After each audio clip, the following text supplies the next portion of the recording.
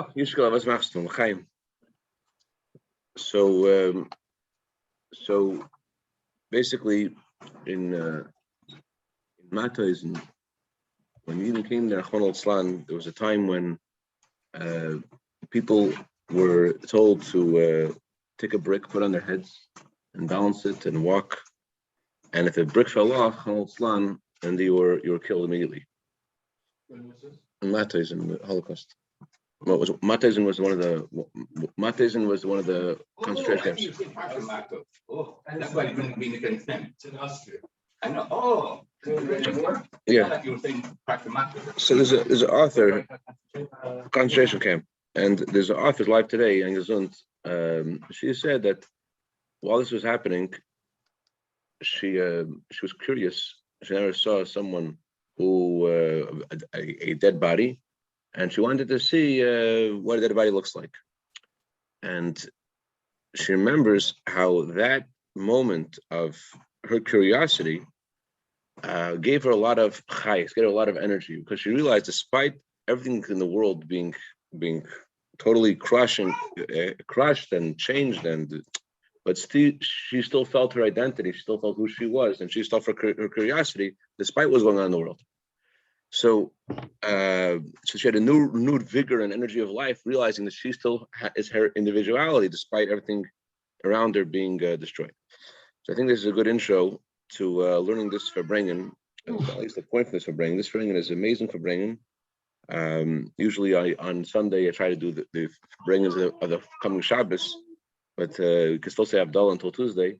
So let's learn something from the Verbringen of the Rebbe in Tafshin Nun, 1990. In the beginning of the Parsha, Rashi says that when the Kohen lights menorah, he has to make sure that the fire of the candle rises on its own. And that's what the word beba'alotcha means. Beba'alotcha means when it rises, that it's not sufficient to allow the candle to kiss the wick, it has to rise on its own. So the Alter Rebbe famously says that the menorah represents all neshamas, and the idea of the iron lighting the menorah means that Hashem gives a Jew special assistance through Aaron HaKohen, who's called the escort to the queen, to for us to shine, each of us in our individual way. There's seven branches of menorah. There's also 7 different ways people serve Hashem, depending on their midas, and that's that's what beba'alotcha means. So, in other words, your neshama comes to the world, and you have to light up your neshama. And the way you light up your neshama is with Torah mitzvahs.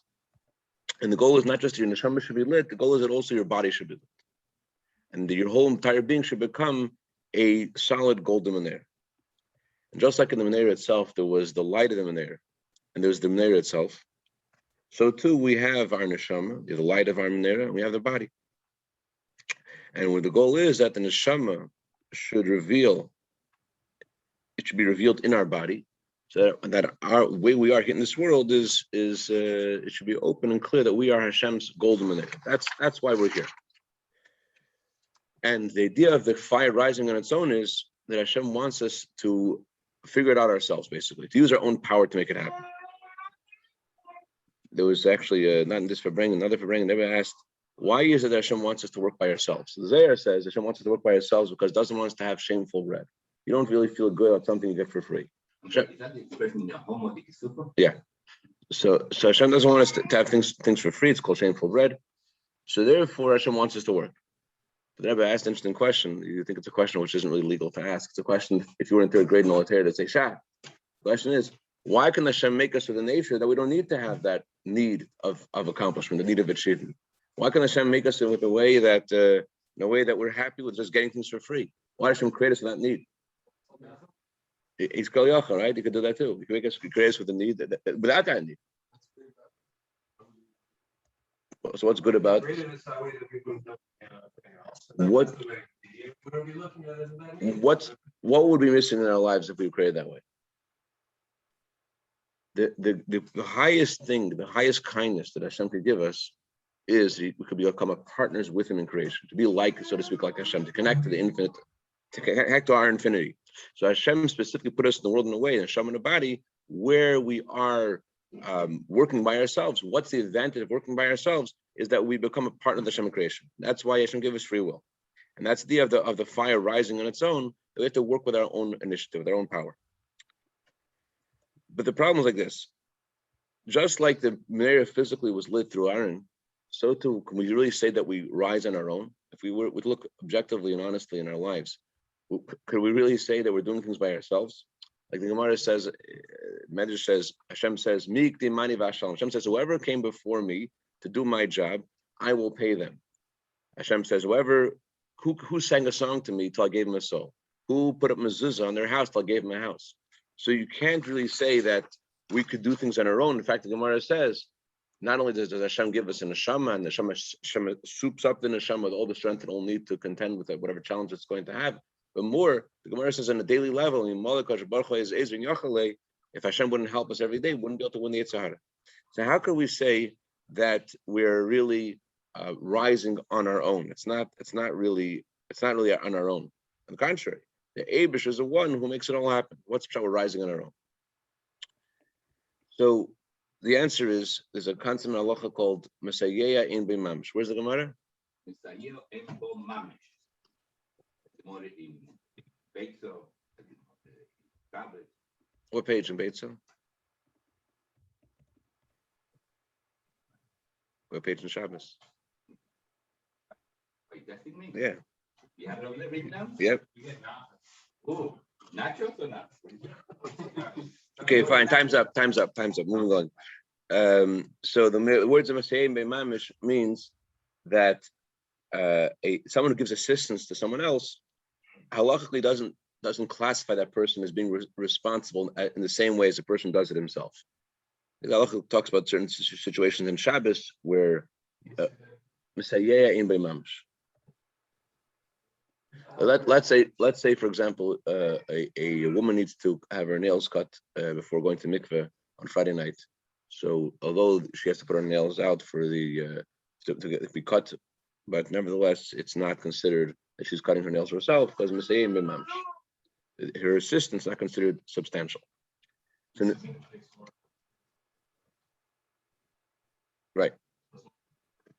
right. If going does it, it's not considered that she's doing it, and although she's assisting, her assistance is not considered substantial. So Mesayea b'mamish in our lives means that Hashem is assisting us. But is his assistance mamashistic? Is his assistance, is it really physical? And the answer is not physical. The assistance Hashem gives us is spiritual. Yes, Hashem gives us, it's something, the assistance is something we could feel with our senses. Hashem gives us assistance that we can notice with our physical senses. Our five senses notice Hashem's assistance. But ultimately, the choice that you're going to make is your choice. You're the one who's going to move your hands and move your feet. It's not like Hashem is going to do that for you. Hashem give you all the signs and all the revelation, and all the light, etc. But the one who really makes it happen is you. I heard the story in Avram's house. I've probably shared the story with you too many times, but I'll say it to you anyways. So I heard in his house. I know that here Rabbi Kashani shared the story. The story was that this Jew decided to keep Shabbos, and he was keeping Shabbos for a while. Then one Wednesday, he decided, you know what? If you really want me to keep Shabbos, you got to show me you want me to keep Shabbos. You want me to keep Shabbos. Like, give me some sign that Shabbos means something to you, Hashem. And I want this sign today because I need to plan Friday night in case you're not interested. So the sign didn't come on Wednesday or Thursday or Friday, and he's like, "Listen, I gave you a long time. I need to go to this party tonight. At 7:00, I'm out. You have till 7. Really, I mean, last minute, I'll change my plans." 7:00 comes and there's no sign from Hashem, and he decides, he's Jewish, he's complex. He can't really just, go out in Hashem without Hashem giving a little more time. And Hashem doesn't show him the sign. And by the time he's convinced he has to break Shabbos, again, he gets to that point of the courage of Klippah to go against Hashem. The chutzpah of Klippah. So the parties are already over. His friends are already gone out. So he just has to do something to show Hashem he's serious. It's a Jewish. It's this warped neshama Yetzer Hara feeling. You've been there. So he tells the Hashem, okay, I'm gonna at least turn the whole television on. I just want to show, I'm turning. If he turns the television on, And that, what did he turn it on to? This guy's name is David. And you know the guy is Tom Cruise. Tom Cruise is being interviewed by David Letterman. And Tom Cruise is, it's on Gemara. Which page said it was Gemara? So David Letterman was interviewed.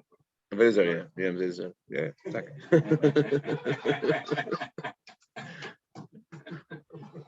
Tom Cruise had just been to Israel, and David Letterman was.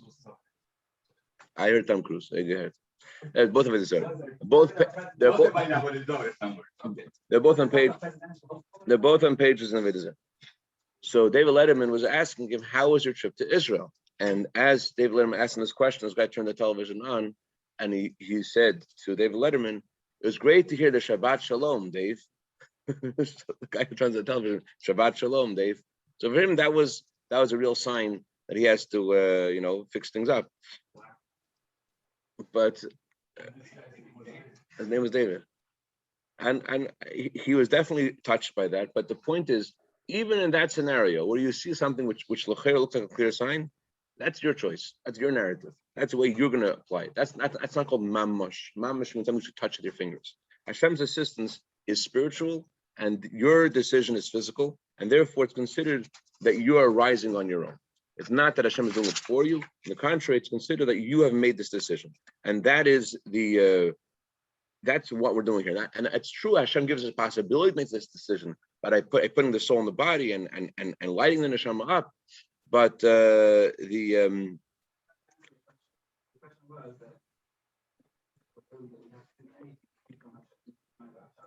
true.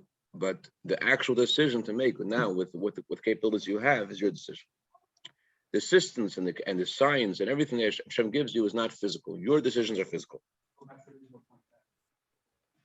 And therefore it's called you're rising on your own. You are rising on your own. It's your decision. Despite Hashem's assistance, that you're rising on your own. And this is also true regarding what we do. Take physical things, make physical things into mitzvahs, make them holy, make tzitzis, to make film, to make any physical thing something to be a object of holiness. We have free choice. We choose. That's right. You see this mostly by tshuva. A person is brought in a certain environment, and he's enveloped, and he has a yarmulke, crazy glue to his head as soon as he's born, and tzitzis. You remember that, right? So then you don't really see how your fire rises on its own. It's there. It's really your choice, but we don't see it as much as when a person breaks off from this, or a person never was introduced to it. Then Imam Shi, it's his own fire. So in the simple lighting of the menorah, the kohen lit the menorah, and besides lighting the menorah, the kohen also had to prepare the candle. But the way the kohen lit the menorah was so that the fire to rise on its own. So similarly, in other words, it's not that the kohen should have a fire that he has in his hand. The goal is that the menorah itself should be lit, and the fire in there should light up by itself. So Hashem gives us an neshama. Hashem lights an neshama, but Hashem wants that we should choose with our own power in a world where there's two choices to make, and the neshama should shine there. And these words, Shetahei shall have us el me'elah, each of these words have a very great meaning. Shetahei means it should stay that way. Shall have us means that it should be not just a tiny little flame, but it should be a burning fire. Oila means that you should ascend. You should be different and higher today than you were yesterday. And me'elah, it should be with your own power. This will help us understand a fascinating halacha. The Rambam says that the menorah was allowed to be lit by a non-kohen, and which is really fascinating because even in our menorahs, when we light a menorah, you have to light menorah in a place where the menorah is going to stay. You're not allowed to light the menorah and then move it somewhere else. But in order for a non-kohen to light the menorah, what has to happen? You have to take the menorah, bring it outside the Beis HaMikdash, bring it to the non-kohen, and allow this non-kohen to light the menorah and then bring it back. And the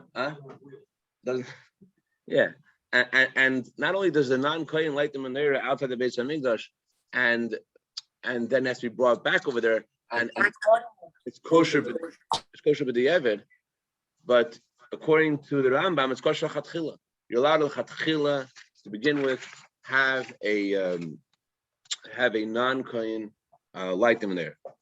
And the question is, even when we light them there in our homes on Hanukkah, we want it to be specifically in a way that you can't move it around. And here we have a non-Kohen lighting the menorah, and it's perfectly kosher chatchila. How does that work? So the answer is like this. The reason why the menorah is able to be lit outside the Beis Hamikdash by non-Kohen is representative and it reflects the theme of what menorah is being lit is all about. It's not really about, just like I said before, the Kohen represents Hashem's assistance. It's not about Hashem's assistance. It's not what it doesn't. The goal is that we should rise to their own power. That's the goal, is our own free choice, and therefore that lighting the menorah is not ascribed to a Kohen.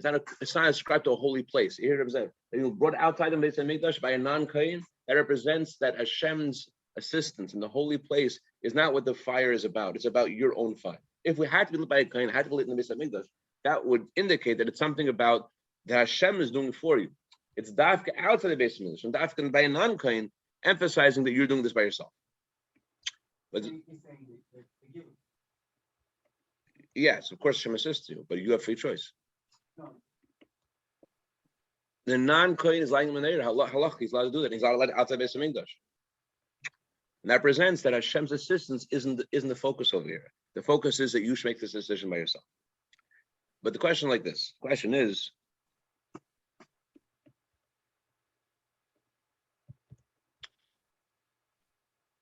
the Torah itself promises that the candles will be lit and they'll shine by themselves. Hashem also promises every one of us that we're going to end up doing tshuva. We're never going to be eternally separated from Hashem. Every Jew will do tshuva. So doesn't that indicate that our fire isn't really our own fire, it's due to Hashem's promise? And the answer is, if we were dependent on a shofar being blown, and that shofar just zapping us and us doing tshuva as a result of that shofar, then you'll be correct. But the real reason that we rise towards Hashem and we gravitate and we yearn for that connection to Hashem is because of who we are. It's because that's the nature of our neshama. And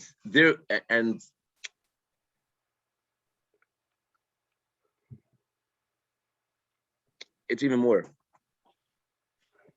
other words, first of all, you don't need Hashem's assistance to make it happen, because that's who you are.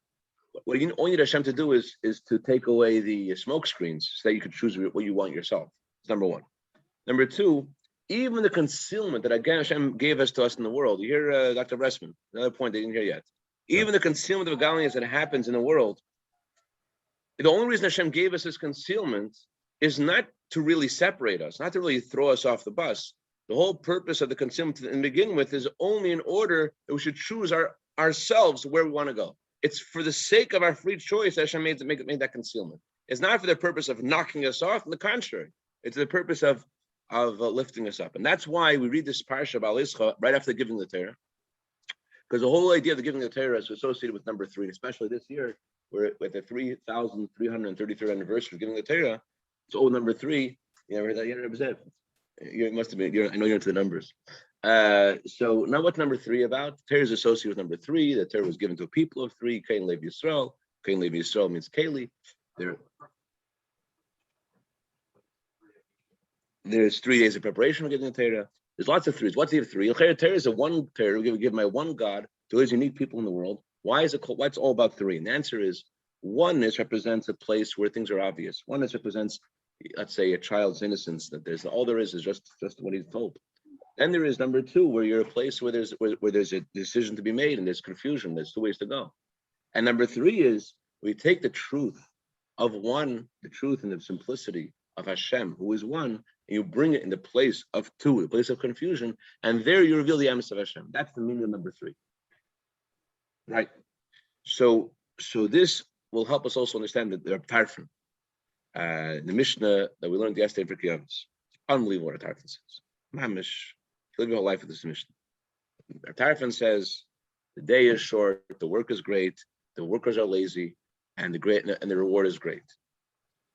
And the master is pressing. Very good.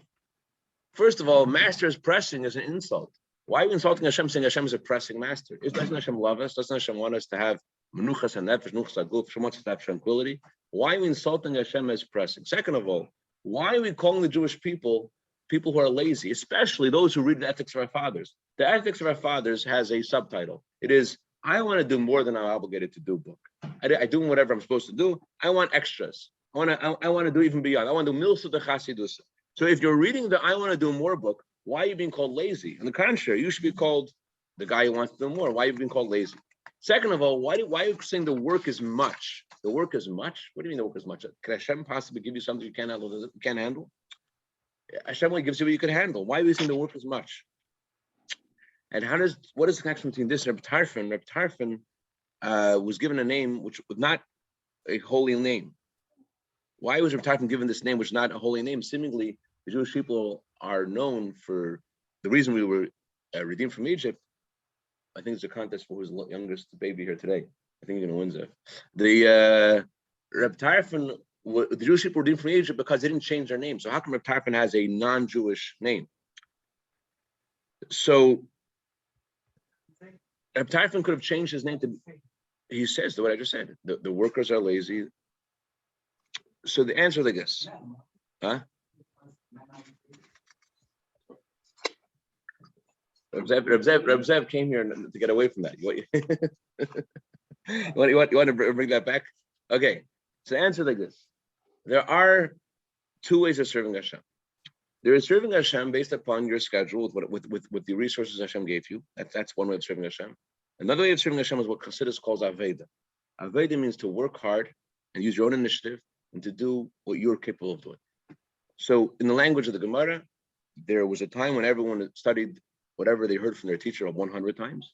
And those who did that 100 times were called people who did not serve Hashem.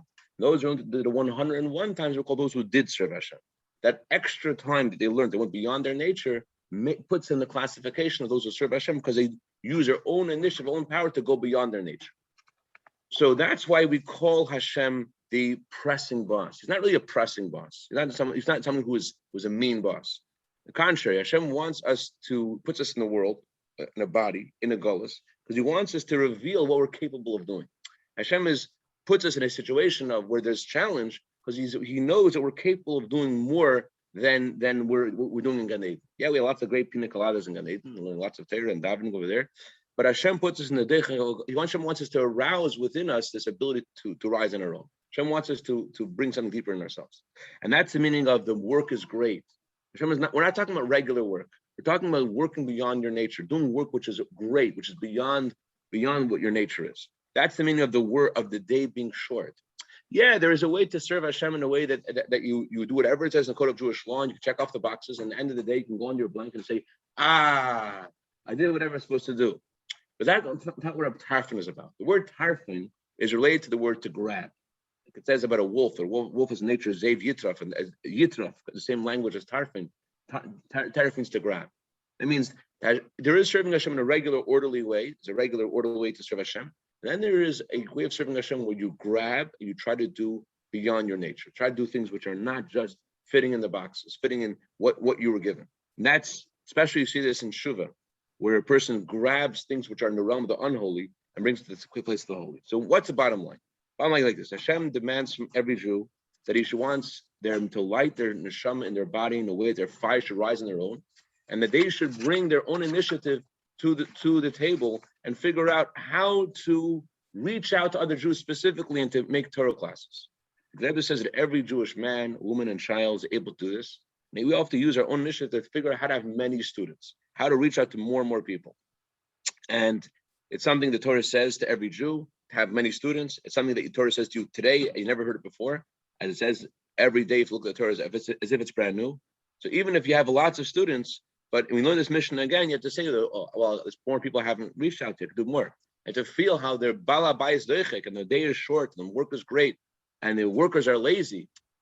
Workers are lazy, meaning if you're serving Hashem just in a limited, orderly way that will according to with all the boxes, so then there's a limit to how far you go. But we're talking about serving Hashem with Aveda, trying to serve Hashem. What are you really capable of doing? Not capable of doing, not just serving Hashem based upon the circumstances as they are, but Aveda, working hard to discover how much more you could do. So maybe Hashem's will that Rebbe concludes. We should see how the Baal HaBayis is pressing. Hashem presses the time of the coming Mashiach to come earlier. Just like the Jews are having a difficult time in Golus, so Hashem also can't stand the Golus either, because he has pain when we have pain. And this gives Jews to have additional strength in their waiting for the coming Mashiach, knowing that Hashem is pressing and he will certainly make the time of the exile to be right now, mamish, once and for all, and take off all the concealments, which he only made these concealments in order that we should work with our own power to have our fire rise on its own, especially in our generation, the last generation of Golus. We've already been in this Golus, Rahman al-Islam, to the terrible tragedies of the Holocaust and other tragedies, Rahman al-Islam. So everything's done already. And it's already revealed how every Jew is a candle that rises on its own. And every Jew has the right, not only is he allowed to, but he should demand the Geula, that Hashem should press and bring the Geula, bring the Kates, the Geula mitzvah Hashem to Mashiach Tzekenu, tikef me'amamish, immediately mamish. L'chaim.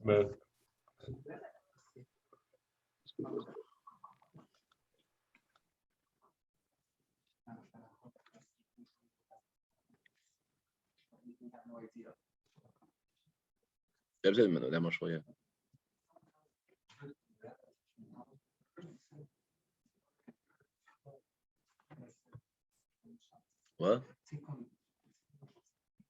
In the same letter, where the Rebbe speaks about the operation, the Rebbe says how Gilgul Neshamis helps us understand, helps us approach lots of questions that seem to be